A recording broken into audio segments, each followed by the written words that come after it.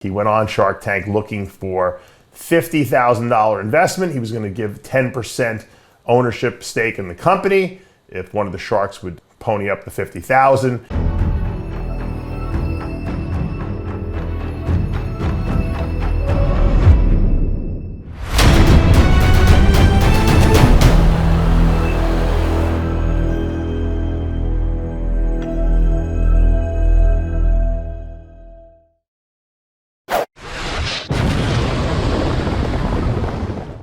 Dave Palumbo here with an RxMuscle rant. I just watched Shark Tank. Jay Cutler was on there, 4-time Mr. Olympia, 3-time Arnold Classic champ, good friend to the show. And he was pitching his Jay's Butter, which is a peanut butter for dogs. Healthy peanut butter for dogs, low sodium, good in essential fats.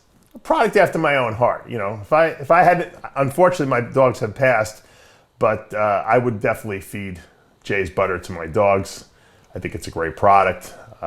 He went on Shark Tank looking for $50,000 investment. He was going to give 10% ownership stake in the company if one of the sharks would pony up the $50,000. Jay presented his case. You know, obviously all the sharks were pretty impressed, and a lot of them knew who he was. As a former bodybuilder, they showed his pictures, and Jay had his 2 little dogs with him. He's a small dog lover like I am.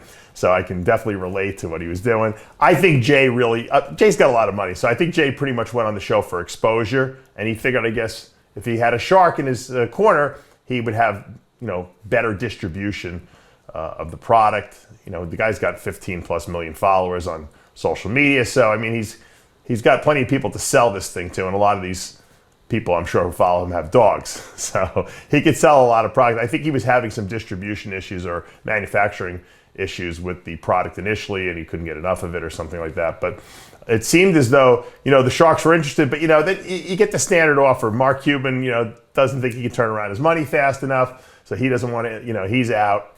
Lori, who's the home shopping network queen, she's allergic to peanuts or something like that, so she doesn't want to invest in a product that she can't consume. You know, it pretty much, and then Damon, you know, didn't really think it was a good business model. So Mr. Wonderful was left, and I love Mr. Wonderful. And Mr. Wonderful loves deals where he's getting, you know, paid in perpetuity, in the sense that he's going to get paid forever on each product sold forever. And I guess he offered Jay $50,000, but he didn't even want any equity. He didn't want the 10% equity, but he wanted $1 a jar forever. And the problem with that, and I'm sure this is the problem Jay had with that, is that if he ever sells the company, that deal is still in place, so you have to kind of sell the company with that deal in place, and no one's going to, you know, anyone who buys the company is not going to want to, you know, pay Mr. Wonderful $1 a jar for the rest of the company's life. So I think that might have been the deal breaker. So they kind of gave Jay the opportunity to counteroffer, and I think it's important at this point to kind of tell a little Jay Cutler history, because back in, I believe it was 95, 96, Jay was getting ready for the NPC Nationals, a show which I competed against him in that heavyweight class. Actually, I guess they had switched. No, I think it was still only a heavyweight class. It wasn't a super heavyweight at the time. So it was a heavyweight class. Anyone from 198 pounds and over were in that class. Jay, I don't know what Jay weighed. He probably weighed like 245. I think I was 268 at that show. Tom Prince was at that show also. Not his best, and it was a battle. Orville Burke came in at his best. He was third in that show. Tom finished second. Tom finished second, yeah, and Orville was third. I was fourth. Jay won that show. Lost the overall to Willie Stalling. Still got his pro card. But Jay, before that show, had been offered a contract by Joe Weider. Joe wanted to sign him on before he even got his pro card, because Joe saw the marketability in Jay. He knew Jay was going to be a champion. Jay was still really young. I think he was like 21 years old at the time. And Jay said no, because Jay knew that when he turned pro, his stock was going to go through the roof. And I don't think Jay had a lot of money at that time. I think Jay was still working construction, you know, with his father. I know he had some kind of a business partner, but I don't think he was doing extremely well. But I think he felt that he was going to sell himself short. And so Jay has no problem saying no.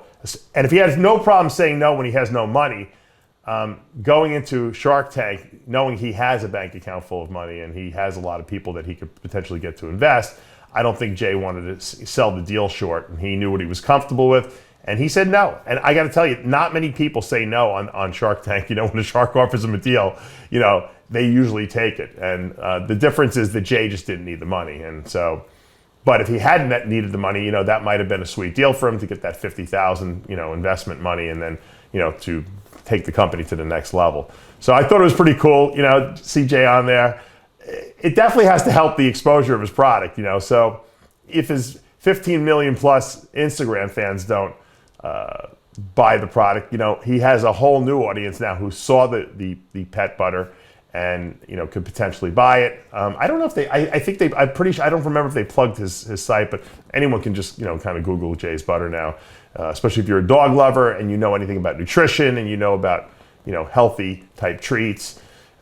Peanut butter is, you know, if it's done right, can be a healthy snack for a dog. And I think it's a great product. I really do.